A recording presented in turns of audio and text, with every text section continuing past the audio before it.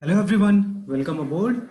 So again, we have brought you the new topic of current affairs, a new session of current affairs daily capsule, and this session has been brought to you by Himalaya IAS classes. If you want to join the fresh batch starting for IAS 2021 or KAS examination in English or Kannada medium, you can visit us at www.himalayaiasclasses.com or you can reach out to us on this number.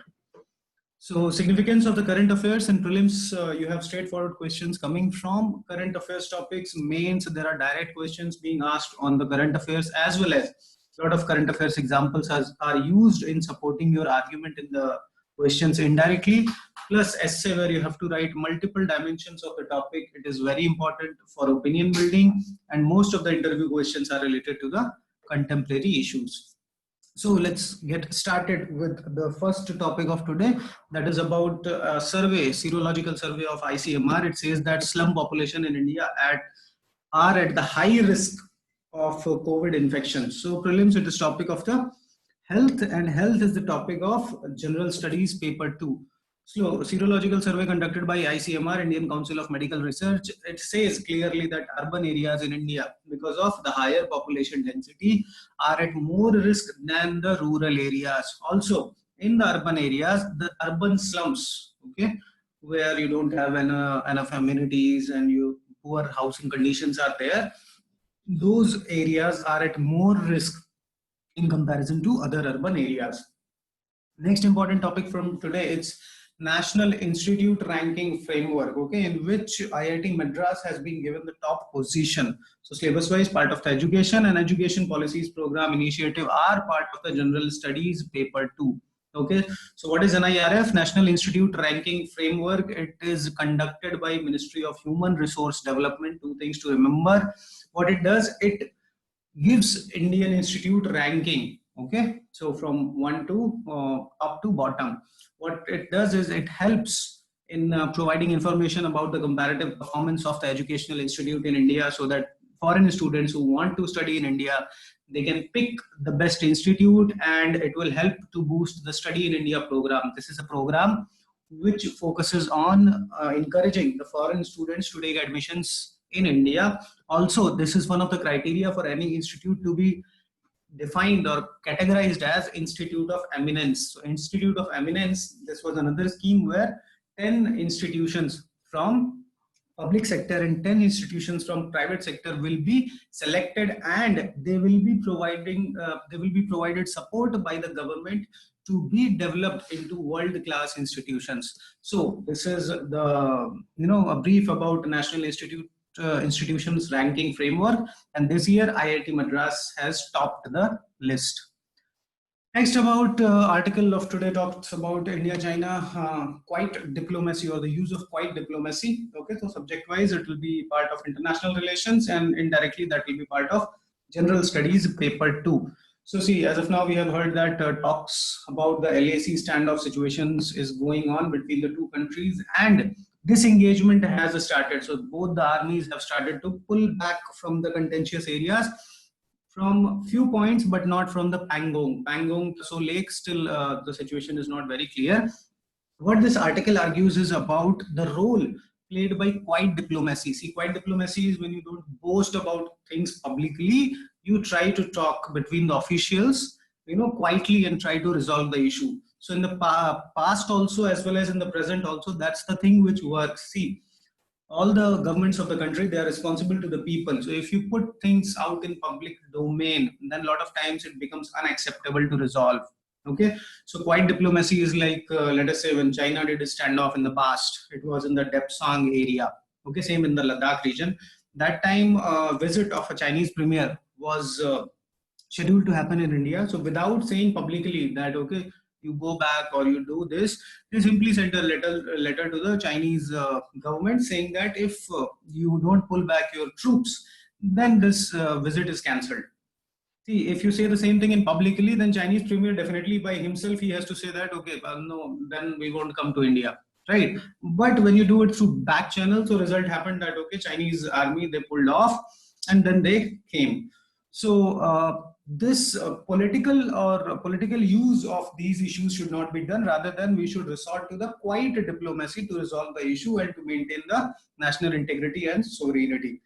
Also, the two suggestions made by this article is we should keep the opposition parties, whoever is in power, they should keep the opposition parties informed, as well as it will help it to build a trust in the working of the legislature. Plus, we should the government should proactively engage with media so that entire country is aware about the true narrative or the true situation, what is going on with this. So, all in all, not the political stunts, but the quiet diplomacy is the thing which helps resolving such situations. Okay. Next article today talks about the removal of export ban on hydroxychloroquine. Okay, so this has been in news a lot after this COVID situation. Prelims part of the health. Health is a part of general studies paper 2. Okay, so hydroxychloroquine, it is an anti-malarial drug. So it is used for the treatment of malaria. Now government has completely lifted, not completely, it has lifted the ban which was there by for export. So manufacturers of this drug, they couldn't manufacture, they couldn't export it abroad. Now they can to anywhere, but 20% of the production, it has to be supplied for domestic markets. That's the condition. India is a leading exporter of the generic medicine. Indian pharmaceutical industry, it is a thriving industry. We are providers of the medicine to the whole world, especially generic drugs and cheap medicine. Okay, the export of hydroxychloroquine was banned in March due to COVID-19, because there is actually a conflict when it comes to the use or efficacy of the hydroxychloroquine, that whether it is useful in the treatment of COVID or not. Okay, so still the conflict remains. So we don't have any concrete evidence whether it is not useful or whether it is very useful. So studies are still going on. Just remember, HCQ, hydroxychloroquine, anti-malarial drug, and still 20% has to be supplied for domestic markets. This can be put in prelims.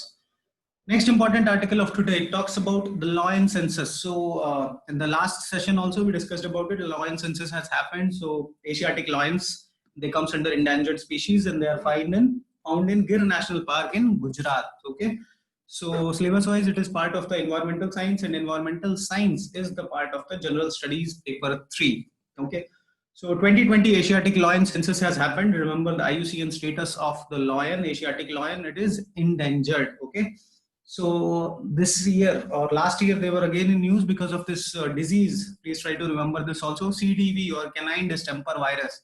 This was a disease which spread in the Gir National Park, and a lot of casualties of the lion happens in that area. This article particularly argues about the method which has been used in Asiatic lion census. So 1 year, I think in 2017, UPSC simply asked the census method of the tigers, that was M stripes. So this can be also asked. Please do remember, as of now, lions in India, they are counted by direct beat verification or block count method. Okay, so it is their excreta which is taken up, and using that the counting or census counting happens for the lions.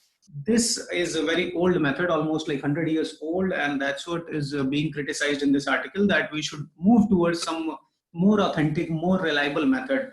One suggested method is about camera trapping, which is used for any animals which have patterns on their body. So assume like zebra or tiger or giraffe. So these animals, they have some stripe patterns or spot patterns, using which camera trapping helps to uniquely identify them and count them. But here the challenge is lion doesn't have any such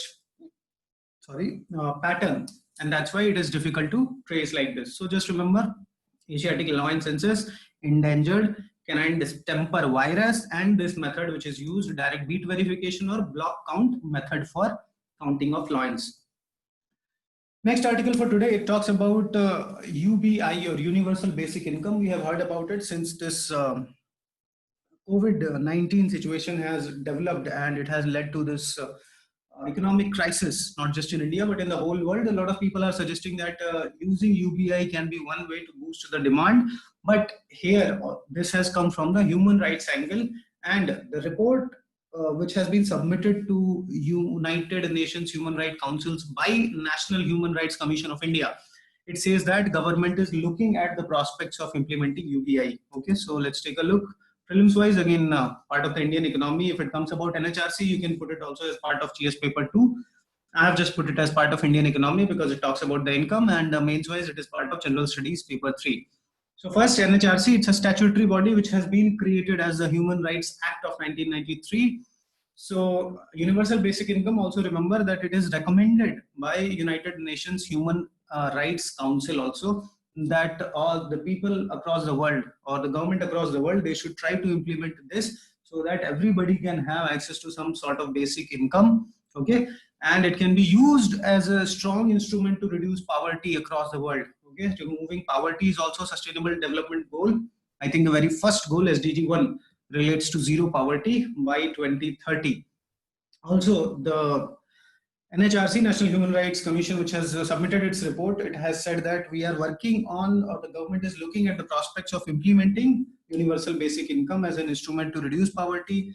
There are some existing issues like some ratification of some of the international human rights instrument, the better implementation of schemes related to wages, health, food security, employment, and the child labor, as well as the gap which remains in the implementation of United Nations Convention on the Rights of Children. Okay, so that any children should not be employed in any type of employment, and we should get an opportunity for complete development, having access to the education. Another issue pointed out by the NHRC is working on ending all type of discrimination which is prevalent in society against the women. Okay, so just take a look at the NHRC. It is given in your Lakshmikant. Okay, its role, its function, the appointment. Okay, and what is its mandate.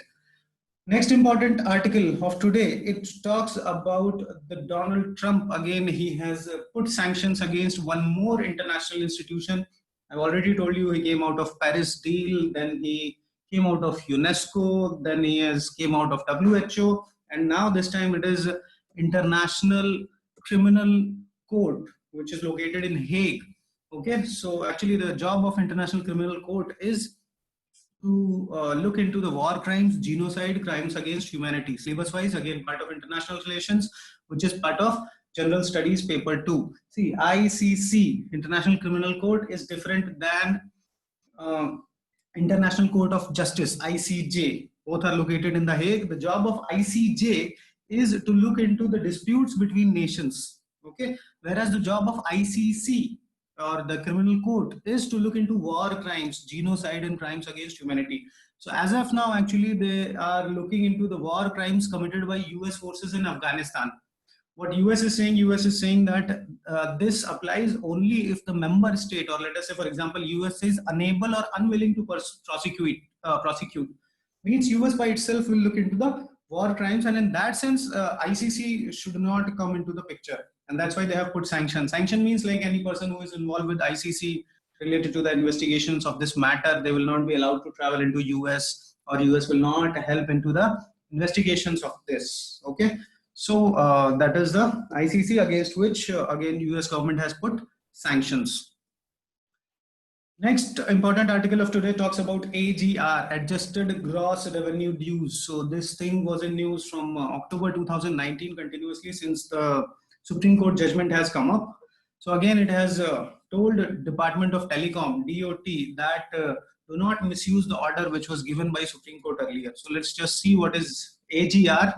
Sometimes UPSC just asks you about the term which was in news. So prelims wise, again, adjusted gross revenue, it is related to a revenue sharing model. So part of the Indian economy. In the mains, Indian economy is the part of general studies paper 3. So first, why in news? Because Supreme Court has asked Department of Telecom not to misuse its order for AGR dues, okay, from telcos or telecom companies. So earlier in October, see, AGR is what? Adjusted gross revenue. It is nothing but before 1999, there was a license fee. If you were a telecom operator in India like Vodafone, Airtel, so you were operating and you were giving a fixed license fee to the government. After 1999, this got changed and got replaced by a revenue sharing model. So in that, it was decided that whatever the profits of this telecom companies or revenues will be, 1% share of it will go to the government. Okay, so it was not the fixed license fee. Now here the problem arose because of definition of the AGR. that, okay, what comes under the adjusted gross revenue over which this percentage partnership will work.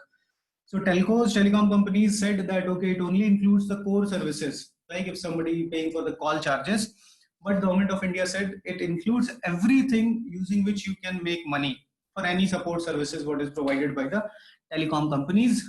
Finally, the judgment of Supreme Court came in the favor of the government, saying that everything, not just the core services, comes in under the purview of adjusted gross revenue, and it gave 20 years formula to repay the adjusted gross revenue by telecom companies to the government.